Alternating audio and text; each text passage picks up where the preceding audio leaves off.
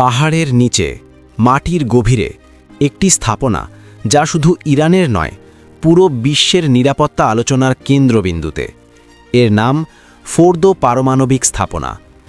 আজ ইরান ও ইসরায়েলের চলমান সংঘাতের মধ্যে প্রশ্ন একটাই: ইসরায়েল কি সত্যিই ইরানের পারমাণবিক কর্মসূচি ধ্বংস করতে পারবে?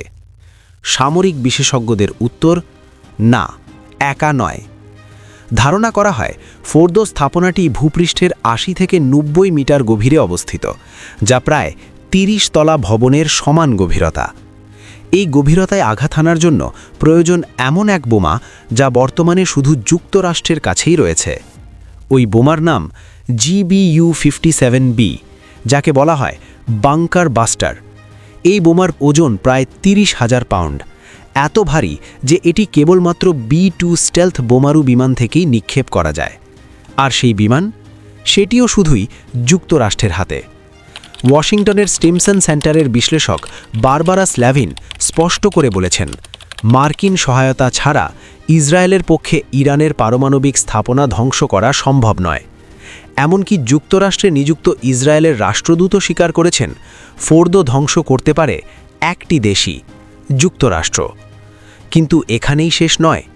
সামরিক তথ্য অনুযায়ী GBU-57B বোমা সর্বোচ্চ ৬১ মিটার গভীরতা পর্যন্ত প্রবেশ করতে পারে।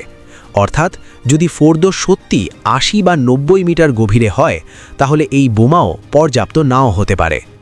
বিশেষজ্ঞরা বলছেন, একই স্থানে বারবার হামলা চালাতে হতে পারে। কিন্তু সাবেক মার্কিন বিমানবাহিনী কর্নেল সেড্রিক লেটনের ভাষায়, বারবার আঘাত করা গেলেও সফলতার কোনো নিশ্চয়তা নেই।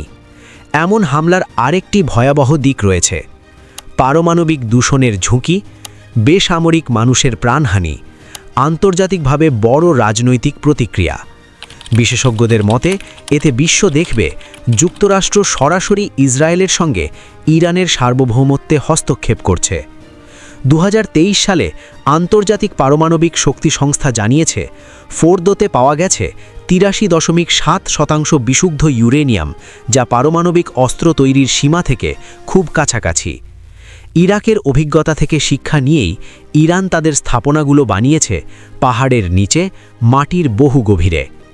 ফোর্দো শুধু একটি স্থাপনা নয়, এটি শক্তির ভারসাম্য, যুদ্ধের সম্ভাবনা এবং ভবিষ্যৎ বিশ্ব রাজনীতির প্রতীক। প্রশ্ন রয়ে গেল, এই সংঘাত কি এখানেই থামবে, নাকি বিশ্ব এগোচ্ছে আরও বড় এক অনিশ্চয়তার দিকে?